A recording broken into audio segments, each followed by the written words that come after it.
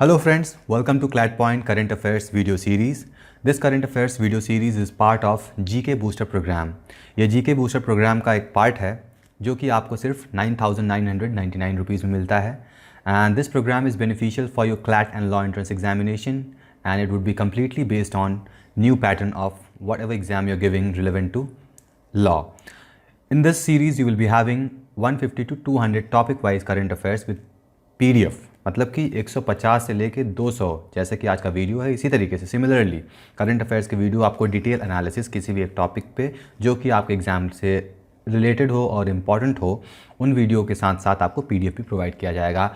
और अल्टीमेटली जो सबसे बेस्ट पार्ट है इस प्रोग्राम का, you will be getting personal mentorship.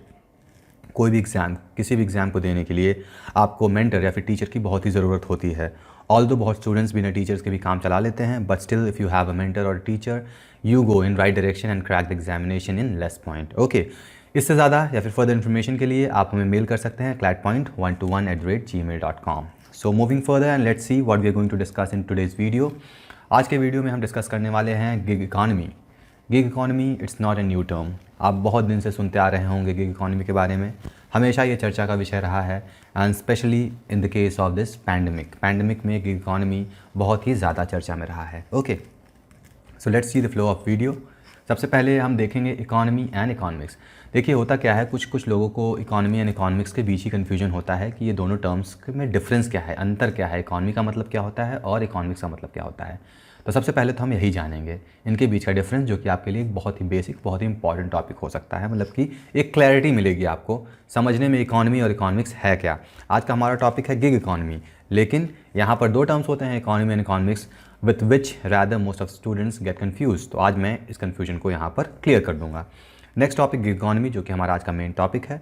उसके बाद हम देखेंगे factors which are relevant to gig economy and finally will see pros and con, that means इसके ऊपर के मेरिट्स क्या हैं और डीमेरिट्स क्या हैं, वो भी हम इसी वीडियो में देखेंगे। Okay, so let's start and see what do we mean by economy and economics. तो यहाँ पर एक लाइन लिखा गया है, आप देख सकते हैं, economics is the methodology use to analyse और मॉडल एन इकोनॉमी। अब इसका मतलब क्या हुआ, हो सकता है बहुत ही कॉम्प्लेक्स हो, इसका मतलब मैं ऐसे नहीं बताऊंगा। पहले मैं आपको इकोनॉमिक्स क्या होता है ये बता देता हूँ, इकोनॉमी क्या होता है ये बता देता हूँ, तो आपको खुद ब खुद इस लाइन का मतलब समझ में आ जाएगा। ठीक है, तो आप घर में कभी आपने ऑब्ज़र्व किया होगा या फिर देखते होंगे, यहाँ पर लिखा हुआ management of menage at family level. तो ये मैनेजमेंट क्या हो गया। देखिए क्या होता है, घर में आपके जो भी अर्निंग मेंबर हो, आपके पेरेंट्स में चाहे फादर हो, चाहे मदर हो, चाहे आप खुद अर्न कर रहे हो या फिर आपके भाई बहन कोई भी अर्न कर रहा हो, तो उनके कुछ मंथली सैलरी होती है। तो मैं एक एग्जांपल लेके यहाँ समझाऊंगा। जैसे किसी के घर में 50K सैलरी है, लेट्स सपोज, ठीक है, 50K सैलरी आ रहा है, तो इस 50K सैलरी को कैसे मैनेज करते हैं। 50K यानी कि 50,000 रुपये पर मंथ आ रहे हैं घर में, तो इस 50,000 को कैसे मैनेज किया जाता है, उसी को मैनेजमेंट कहा जाता है, उसी को management of menage at family level कहते हैं। कैसे मैनेज करते हैं, ये बहुत ही सिंपल है, आप हमेशा से ऑब्जर्व करते आ रहे हैं।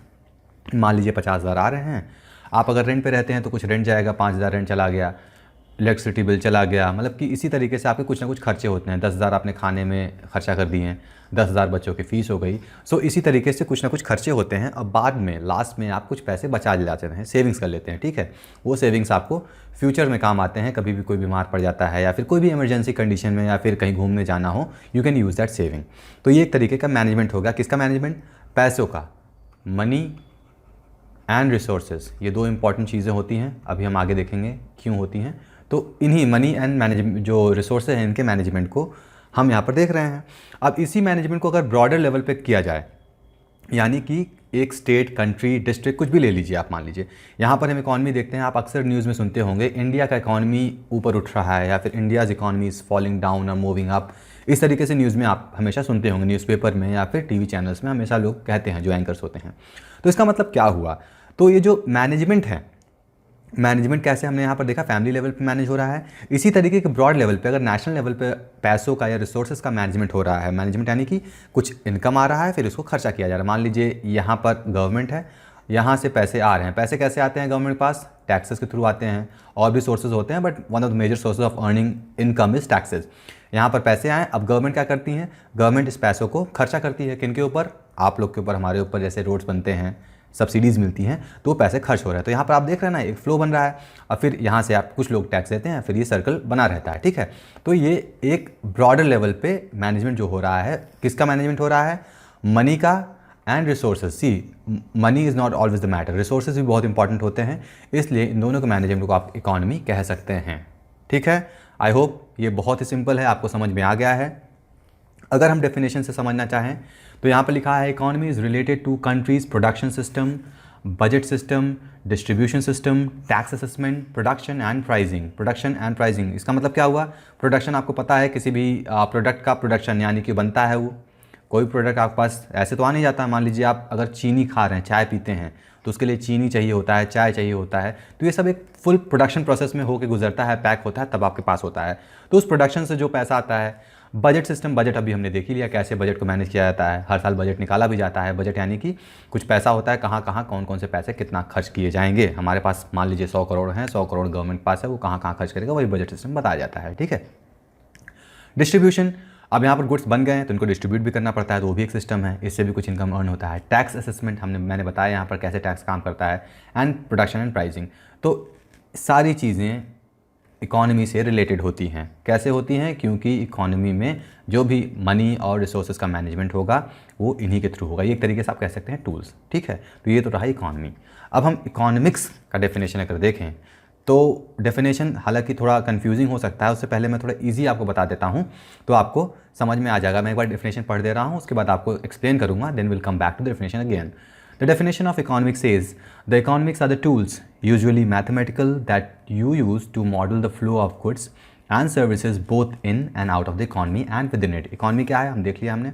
तो ऐसे tools जो हमें हेल्प करेंगे किसी भी गुड्स एंड सर्विसेज को इकॉनमी के अंदर जाने या फिर बाहर आने। देखिए यहाँ पर हमने देखा था ना, गवर्नमेंट है, यहाँ पर पब्लिक है, ये गुड्स एंड सर्विसेज आ रही हैं, फिर जा रही हैं, आ रही हैं, जा रही हैं। तो ये मतलब कि एक बार एंटर कर रहा है, एग्जिट कर रहा है। तो इसी के मैनेजमेंट को, इसी के जो मैथमेटिकल टूल होता है जिसका हम यूज़ करते हैं, उसी को हम इकोनॉमिक्स कहते हैं। अभी आपको नहीं समझ में आया कोई बात नहीं, अब यहाँ पर समझ में आ जाएगा। देखिए होता क्या है, the things which we have greater value in exchange has almost negligible value in use. इसका मतलब क्या हुआ?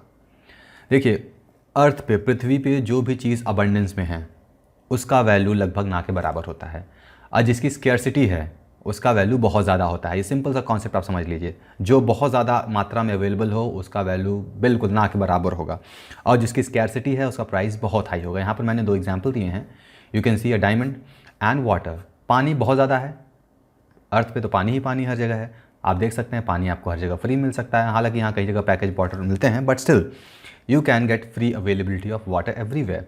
लेकिन डायमंड बहुत ही कम मात्रा में अवेलेबल है, इसलिए इसका प्राइस बहुत हाई होता है। तो यहाँ पर डिमांड एंड सप्लाई का मैटर होता है। जितना सप्लाई कम होगा, डिमांड खैर ज़रूरतों के हिसाब से डिमांड बढ़ता है, लेकिन सप्लाई के हिसाब से आपका रेट हाई होता है या फिर लो होता है, ठीक है। अब नॉर्मल सी चीज़ होती है, हम ह्यूमंस हैं, हमारी ज़रूरतें कभी कम नहीं होंगी। हमें आज मान लीजिए 10,000 में अपना खर्चा चला रहे हैं, तो कल हमें 20,000 चाहिए होगा। लेकिन अल्टीमेटली क्या होता है, अगर आप जॉब कर रहे हैं तो आपके पास 10,000 ही मान लीजिए महीने माना है। लेकिन क्या होता है, रिसोर्सेज जो है लिमिटेड हैं। रिसोर्सेज मतलब यहाँ पर हम पैसों से, अगर हम पैसों का एग्जांपल ले रहे हैं तो पैसे से मानते हैं, हमारी ज़रूरतें तो बहुत ज़्यादा हैं, लेकिन हमारे पास मान लीजिए महीने में 10,000 आ रहा है। अब हमारी ज़रूरतें भी पूरी होनी है। अब लेकिन ज़रूरतें जो पूरी होनी है तो उसको प्रायोरिटाइज़ करना होगा, मतलब प्रायोरिटी देनी होगी। मान लीजिए हमारे ज़रूरतों में A B C D E है, ठीक है, इतनी ज़रूरतें हैं। अब ये हमारे पास क्या होता है, जनरली हम रैंडम रखते हैं, अरे ये भी कर लें, वो भी कर लें, ये भी कर लें, ये भी कर लें। लेकिन इकोनॉमिक्स ऐसा टूल है जो कि हमें इन ज़रूरतों को प्रायोरिटाइज़ करके बताएगा कि पहले आपको ये करना चाहिए, उसके बाद ये करना चाहिए। मान लीजिए सबसे आपको बेसिक नीड है खाना, उसके बाद आपको पढ़ना चाहिए, सोना चाहिए, इस तरीके से मतलब आपकी बेसिक नीड्स को वो एक तरीके से प्रायोरिटाइज़ कर लेता है। तो वही एक टूल है जिसके हेल्प से हम अपने नीड्स को प्रायोरिटाइज़ कहते हैं, ठीक है। तो ये सिंपल सा इकोनॉमिक्स का मतलब हुआ, मतलब इकोनॉमिक्स क्या है एक्चुअली में। तो यही एक टूल है एक तरीके का, आप कह सकते हैं, ठीक है। या फिर आप कह सकते हैं इकोनॉमिक्स, अगर हम यहाँ पर देखें, that economics is the science which help us in deciding those priorities, okay. तो economics and economy I hope आपको बहुत ही क्लियर हो गया होगा। अब फिर से हम वापस आते हैं, यहाँ पर हमने क्या देखा था, economics is the methodology use to analyse और मॉडल इकोनॉमी। अब आपको ये सेंटेंस बहुत ही क्लियरली समझ में आ रहा होगा, क्योंकि आपको यहाँ पर इकोनॉमिक्स भी समझ में आ गया है एंड इकोनॉमी भी समझ में आ गया है। Now so this was all about the basic. Now moving further to the topic. आज का टॉपिक हमारा क्या है, गिग इकोनॉमी। गिग इकोनॉमी क्या होता है, इकोनॉमी हमने देख लिया, अब गिग गिग इकॉनमी, गिग कोई नया वर्ड नहीं है, ये बहुत पहले से चला आ रहा है। इसके हिस्ट्री पे हम पहले चले आते हैं, फिर उसके बाद हम गिग इकॉनमी का मतलब समझेंगे। तो सबसे पहले 1900 में जैज़ म्यूजिशियन, इन्होंने पहला टर्म गिग कॉइन किया था, ठीक है। 1930, उसके बाद ग्रेट डिप्रेशन, 1930 में ग्रेट डिप्रेशन आया था। डिप्रेशन क्या होता है? This is an also economic term, यानी कि जब भी कभी तंगी आ रही है, आर्थिक तंगी कह सकते हैं आप, जैसे अभी क्राइसिस कह सकते हैं, फाइनेंशियल क्राइसिस कह सकते हैं। जैसे अभी कोरोना पैंडेमिक चल रहा था, कोरोना पैंडेमिक में जॉब लॉसेस हो रहे थे, लोगों को प्रॉब्लम हो रहा था, पैसे नहीं थे लोगों के पास, तो उसी तरीके के ग्रेट डिप्रेशन, प्लेग वगैरह आया था, ड्रॉट आया था, उस समय 1930 में ग्रेट डिप्रेशन आया था।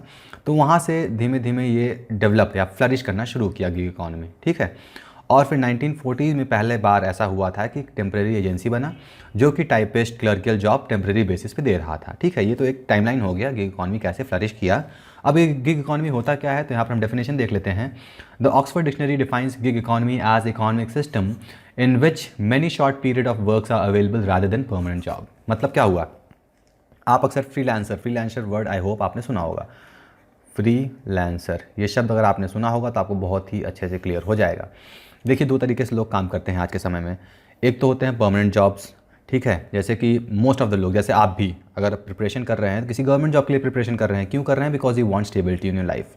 आपको स्टेबिलिटी चाहिए, परमानेंट सैलरी चाहिए, हर मंथ आपके अकाउंट में कुछ पैसे आते रहें after doing a particular work. कुछ लोग क्या करते हैं, फ्रीलांसर करते हैं। चलिए ठीक है, मैं एक कॉन्ट्रैक्ट उठाया, इसको काम किया, फिर दूसरी जगह वहाँ से कॉन्ट्रैक्ट उठाया, फिर यहाँ काम किया, फिर तीसरी जगह से कॉन्ट्रैक्ट उठाया, फिर काम किया, फिर वापस आ गया। जब मन नहीं किया तो मेरा काम मैं नहीं करूँगा। तो इस टाइप के काम को हम गिग इकॉनमी मॉडल कहते हैं। गिग इकॉनमी मॉडल में मतलब क्या होता है, कभी भी मतलब कि as per schedule of worker, employ और एम्प्लॉयज़, मतलब दो लोग होते हैं जनरली, एक एम्प्लॉयर होता है, एक एम्प्लॉय होता है। तो दोनों आपस में बात करते हैं, दोनों का अगर मैच कर जाता है, पैसे मैच कर जाते हैं, टैलेंट मैच कर जाता है, तब जाके कोई काम हो सकता है। तो इस तरीके से आजकल गिग एम्प्लॉय जो हैं बहुत अवेलेबल हैं। एक तरीके से पूरी इकॉनमी फ्लरिश कर रही है। That's why this term is too much in news, ठीक है। अब गिग इकॉनमी में आते क्या क्या हैं, जैसे कि मैंने बताया, इट इंक्लूड्स फ्रीलांसर, चाहे वो ऑनलाइन हो या फिर ऑफलाइन हो, और इनके अलावा independent contractual workers, temporary workers, project based works, ये सब गिग वर्कर या फिर गिग इकॉनमी के एग्जांपल्स हैं, ठीक है। अब बेनिफिट क्या होता है? अब इससे बेनिफिट ये होता है कि जो सर्विसेज हैं बहुत ही सस्ते दामों में मिल जाते हैं। ये आम लोग के लिए बेनिफिट है। कैसे? जैसे कि ऊबर, एयरबीएनबी, ये क्या है, ये सब सारे आपके ये ट्रैवलिंग के लिए कार्स वगैरह प्रोवाइड करते हैं। तो गिग इकॉनमी की वजह से क्या होता है, इसमें जो एम्प्लॉय होते हैं सस्ते में हायर हो जाते हैं। कभी कभी तो सर्विसेज जो अल्टीमेटली हमें मिलनी होती है वो सस्ती होती है as compare to normal economy, ठीक है। ये तो सिंपल सा एक बेनिफिट था। आगे चलकर हम इसको और प्रोज और कॉन्स को डिटेल में डिस्कस करेंगे, ठीक है। अब फैक्टर्स क्या क्या रिस्पॉन्सिबल है गिग इकॉनमी के फ्लरिश होने का। तो सबसे पहला है इकोनॉमिक रीज़न। इकोनॉमिक रीज़न क्या होता है? Employers who can not afford to hire full time employees to do all the work that needs to be done will often hire a part time और temporary employees to take care of busier time और specific project. मतलब क्या हुआ, देखिए, ये है actually employers के लिए। मैंने बताया एम्प्लॉयर होते हैं और एम्प्लॉयज़ होते हैं। तो जो एम्प्लॉयर हैं, या फिर आप सिंपल से टर्म में समझना चाहें, कोई भी स्टार्टअप कंपनी कर रहा है, स्टार्टअप भी आजकल बहुत ही क्रेज़ में है, you might be aware of this startups. Startup में क्या होता है, कुछ नए लोग स्टूडेंट्स होते हैं या फिर क्या कह सकते हैं, कुछ एंटरप्रेन्योर्स होते हैं जो कि एक नया बिजनेस ओपन करते हैं, जिनके पास बहुत ज़्यादा फंड नहीं होता है। सिंस दे लैक फंड्स, तो वो ऐसे एम्प्लॉयर्स को, ऐसे लोग को हायर करेंगे जो कम पैसे में अच्छा काम करके उन्हें दे दें और हर महीने उनके ऊपर बर्डन ना रहे। मान लीजिए कोई छोटा सा काम है, मान लीजिए अब कोई एक वेबसाइट डिज़ाइन करना है, ये तो वन टाइम काम है उनके लिए। अब वन टाइम काम करने के लिए वो जाके परमानेंट एम्प्लॉयज़ हायर करें, अब बाद में 2 महीने में काम कंप्लीट होने के बाद उनको सैलरी फिर देते रहे, तो वो प्रॉब्लमेटिक हो सकता है। तो इसके तरीके से यहाँ पर इसलिए क्या हो सकता है, यहाँ पर शॉर्ट टर्म के लिए हायर किया, उन्होंने अपना काम किया, फिर वो एम्प्लॉय अपना दूसरा जॉब देखेगा। So this is a very important factor which leads to flourishing of gig economy, okay. अगर हम एम्प्लॉयज़ के पर्सपेक्टिव से देखें, तो एम्प्लॉयज़ के पर्सपेक्टिव से देखें तो क्या होता है, प्रेजेंटेशन जैसे कि lecture, speeches, report and more, ये सब यहाँ पर यूज़ कर सकते हैं और इनके लिए बहुत ही ईजी हो जाता है जॉब पाना। अभी हम और भी देखेंगे डिटेल में। अगर एग्जांपल्स की बात करें, अगर हम बेस्ट एग्जांपल की बात करें यहाँ पर गिग इकॉनमी को लेकर, तो फिनलैंड बहुत ही अच्छा एग्जाम्पल है। गिग इकॉनमी यहाँ पर बहुत अच्छे से फ्लरिश कर रही है, बहुत अच्छे से काम कर रही है फिनलैंड कंट्री में। आपका कोई भी अब 9 से 6, आपका 9 से 5 जो भी टाइम होता है, इस टाइम पे कोई जॉब नहीं करना चाहता है। Everyone needs time freedom. देखिए, फ्रीडम भी बहुत तरीके की होती है, एक फाइनेंशियल फ्रीडम होता है, एक मनी टाइम फ्रीडम होता है। So most of us wants time freedom, मतलब कि हम अपने जब मन करे उसके हिसाब से काम करें, मन ना करे तो काम ना करें, ठीक है। So that's why this is flourishing a lot, ठीक है। अब हम देखते हैं अगर हम बेनिफिट देखना चाहें, मतलब कि प्रोज एंड कॉन्स में ही आएंगे वैसे ये, बट स्टिल यहाँ पर प्रोज एंड कॉन्स को मैं शॉर्ट में बता दूंगा। यहाँ पर मैं बता देता हूँ कि सबके एंड से, मतलब कि वर्कर गिग इकॉनमी को क्यों प्रेफर करते हैं। तो यहाँ पर 2-3 लेवल होते हैं, एक वर्कर होते हैं, एक होते हैं एम्प्लॉयर, एम्प्लॉयज़ होते हैं। तो जो एम्प्लॉयज़ होते हैं, ये एम्प्लॉयज़ होते हैं, ये इकॉनमी को क्यों प्रेफर करते हैं। तो सिंपल सी बात है, सबसे पहले तो इनके पास वर्क फ्रॉम होम का ऑप्शन होता है, जो कि आजकल चल रहा है। वर्क फ्रॉम होम चल रहा है ना, लॉकडाउन में सारी कंपनीज बंद है, everyone is asking to work from home. तो इसलिए पहला तो इनके लिए ये बेनिफिट हो गया। दूसरा, जो एम्प्लॉयज़ हैं इनके पास मल्टीपल ऑप्शन होता है काम खोजने के लिए, कई तरीके कई ऑप्शन इनके पास हो सकते हैं, आज यहाँ कर रहे हैं कल वहाँ कर रहे हैं, तो कई काम ये खोज सकते हैं, ठीक है। और एग्जांपल क्या हो सकता है, अब ये जैसे कि रिटायर्ड लोग हैं, रिटायर्ड हैं, 60 साल बाद जनरली लोग रिटायर हो जाते हैं, उनको ऑफिशियली काम नहीं मिल पाता है, but if they are skilled they can work under gig economy and earn their own livelihood. Especially womens क्या होता है, जैसे कि अक्सर इनके करियर में क्या होता है, मतलब अगर शादी हो तो बच्चे वगैरह हुए तो वहाँ पर इशू आ जाता है, ये अपने जॉब को या करियर को कैरी फॉरवर्ड नहीं कर सकते हैं, कुछ शॉर्ट पीरियड ऑफ टाइम के लिए तो नहीं कर सकते हैं, बाद में भले मूव ऑन करेंगे, बट जनरली इस गैप के बाद इनको जॉब मिलना मुश्किल होता है। सो हियर वी कम कि इकॉनमी इनके लिए भी बहुत बेनिफिशियल हो सकता है, ठीक है। अगला बेनिफिट क्या होता है, जो ट्रैवलिंग में कॉस्ट लगता है। मान लीजिए किसी का ऑफिस, अगर मैं दिल्ली में रहता हूँ, दिल्ली में Noida and Gurgaon are consider in NCR, ठीक है, नोएडा है मान लीजिए, यहाँ गुड़गांव है। अब कोई गुड़गांव में जॉब कर रहा है, रहता है नोएडा में, तो इनको यहाँ से यहाँ ट्रैवल करना पड़ेगा डेली, तो ये यहाँ पर ट्रैवलिंग कॉस्ट आता है, टाइम बहुत लगता है, तो ये पूरी तरीके से यहाँ पर इनका सेव हो जाएगा, ठीक है। ये तो रहा बेनिफिट एम्प्लॉयज़ के लिए। अब एम्प्लॉयर्स के लिए क्या बेनिफिट होता है, या फिर ये एम्प्लॉयर्स क्यों प्रेफर करते हैं, तो इनको एफिशिएंसी, एफिकेसी, प्रोडक्टिविटी, ये 3 टर्म है। एफिशिएंसी मतलब जो भी वर्कर मिलेंगे बहुत एफिशिएंट रहेंगे, because they will be highly skilled, उनके पास एक्सपीरियंस रहेगा और तभी इनको ये यहाँ पर हायर किए जाएंगे, ठीक है। एफिकेसी, प्रोडक्शन भी बहुत अच्छा, ये अच्छा काम करके दे सकते हैं, ठीक है। तो ये जो हम कह सकते हैं एम्प्लॉयर की तरफ से, ये इसीलिए एम्प्लॉयर्स प्रेफर करते हैं गिग इकॉनमी को। अब हम इंडिया में अगर हम बात करें तो इंडिया में करेंटली ये कुछ डेटा है, ये खैर ये डेटा नहीं, ये इंडिया में लगभग 3 मिलियन गिग वर्कर्स अभी काम कर रहे हैं। वो काम चाहे ऑनलाइन प्लेटफॉर्म पे कर रहे हो, कॉन्ट्रैक्ट वर्क कर रहे हैं, या फिर कॉन्ट्रैक्ट फॉर्म वर्कर के काम कर रहे हैं, ऑन कॉल वर्कर कर रहे हैं, लगभग 3 मिलियन लोग गिग इकॉनमी के अंडर में आ चुके हैं, ठीक है। और अगर नॉर्मल की बात करें तो नॉर्मल में इंडिया के पास 500 मिलियन वर्कर हैं, मतलब कि अभी भी इकॉनमी इंडिया में धीमे धीमे ग्रो कर रहा है। ऑल्दो दूसरे कंट्रीज़ में ये बहुत अच्छे से ग्रो कर चुका है, but in India it is something new and gradually it is improving. हम और बात करें इसमें क्या क्या आते हैं लोग, कौन कौन से लोग आते हैं, तो डिलीवरी बॉयज़, जैसे आपके यहाँ फूड पैंडा, तो जोमेटो, इन सब के यहाँ वो आते हैं ना डिलीवरी बॉयज़, वो सब भी गिग इकॉनमी के अंडर ही काउंट किए जाएंगे। क्लीनर, कंसल्टेंट, ब्लॉगर, ये सब गिग इकॉनमी के ही पार्ट हैं। फाइन, मूविंग फर्दर, प्रोज में हम बात कर चुके हैं, मतलब कि merits, flexibility, working from remote areas, exploring your passion, more option. तो ये बहुत ही सिंपल है, टर्म से ही बहुत ही सिंपल, आप चाहें तो यहाँ पर इसको पॉज करके यहाँ पर पढ़ सकते हैं, ये बहुत ईजी है कि गिग इकॉनमी का बेनिफिट क्या है। गिग इकॉनमी क्या होता है आप एक बार समझ लेंगे तो बेनिफिट्स और मेरिट्स और डीमेरिट्स से खुद ब खुद निकल के चली जाती हैं। कौन की बात करें तो लैक ऑफ बेनिफिट, जैसे अगर कोई परमानेंट जॉब पे हैं तो उनको पेंशन मिलता है रिटायर होने के बाद, ग्रेचुइटी फंड्स मिलते हैं, पीएफ कटता है, बहुत तरीके की चीज़ें मिलती हैं, लीव्स मिलते हैं वो भी पेड होते हैं, हेल्थ इंश्योरेंस मिलता है। तो ये सब फैसिलिटीज़ आपको गिग इकॉनमी के अंडर में किसी भी वर्कर को नहीं मिलेगा। दूसरा है इनकन्सिस्टेंट पे। अब जब तक आप किसी प्रोजेक्ट पे काम कर रहे हैं तब तक तो भैया बहुत बढ़िया है, आपको पैसे मिल रहे हैं, वो प्रोजेक्ट खत्म तो आपको नया जॉब ढूंढना पड़ेगा। अब उस नए जॉब को खोजने के लिए आपको कुछ टाइम लगेगा, you will consume some time, energy, ये सब पूरा वेस्ट जाएगा, तो ये तो फिजूल का चला जाएगा ना। तो ये भी एक बहुत बड़ा डीमेरिट है गिग इकॉनमी का। अगली बात करें तो वर्क लाइफ बैलेंस बहुत ही मुश्किल हो जाता है। क्या होता है, कभी कभी जो फ्रीलांसर होते हैं वो अपनी कैपेसिटी से ज़्यादा काम लेते हैं, क्योंकि उनको लगता है कि अगर हमने काम छोड़ दिया तो हो सकता है अगला प्रोजेक्ट हमें ना मिले। सो बिकॉज ऑफ दैट उनको कभी कभी बहुत ज़्यादा एक्स्ट्रा में काम करना पड़ता है और उनका अल्टीमेटली वर्क लाइफ जो बैलेंस है वो बिगड़ जाता है, ठीक है। गिग इकॉनमी क्या होता है, ये बहुत ही मुश्किल कर देता है। और एक बहुत बड़ा डिमेरिट क्या है, जो फुल टाइम वर्कर होते हैं उनके करियर को डेवलप करने के लिए बहुत प्रॉब्लमेटिक हो जाता है। कैसे, अब कोई मान लीजिए एक कंपनी में 10 लोग काम करते हैं, परमानेंट एम्प्लॉयज़ हैं, ठीक है। अब ये किसी काम को धीमे धीमे करते हैं, कोई आके फ्रीलांसर आके तुरंत करके चला गया तो इनको यहाँ पर करियर पे एक तरीके से ब्रेक लग सकता है ना। तो इसी तरह से ये गिग इकॉनमी बहुत ही प्रॉब्लमेटिक हो सकता है जो रेगुलर वर्कर्स हैं। Fine, so this was all about gig economy. आज हमने इकॉनमी और इकोनॉमिक्स के बीच का डिफरेंस भी समझा, गिग इकॉनमी क्या होता है ये देखा, इसके मेरिट्स एंड डीमेरिट्स देखें। I hope the video and the topic is very much clear to you all. Last में फिर से वीडियो ख़त्म होने से पहले मैं बता देना चाहता हूँ, CLAT point is launching in 2021 GK booster programme which will cost you only 9,999 rupees. ठीक है, ये आपके CLAT and law entrance test के लिए बेनिफिशियल रहेगा, आपके नए पैटर्न पे बेस्ड रहेगा। आपको जैसे आज मैंने ये वीडियो समझाया बताया, इसी तरीके से आपको 150 से 200 topic wise current affairs PDF के साथ मिलेंगे और स्पेशली पर्सनल मेंटर भी आपको मिलेंगे। फॉर फर्दर इन्फॉर्मेशन, ज़्यादा इन्फॉर्मेशन के लिए आप clatpoint121@gmail.com पर मेल कर सकते हैं या फिर हमारे टेलीग्राम चैनल जो कि ऑफिशियल टेलीग्राम चैनल है @clatpoint को ज्वाइन कर सकते हैं। So this ends a video, thank you for watching. Please like and subscribe इतना तो कर ही दो यार सब लोग, क्योंकि चैनल नया है, आपके लिए अच्छे वीडियो हम ला रहे हैं। आप हमें जितना सपोर्ट करेंगे हम आपके लिए अच्छे वीडियोस लाते रहेंगे। Okay then, see you in next video, till then good bye.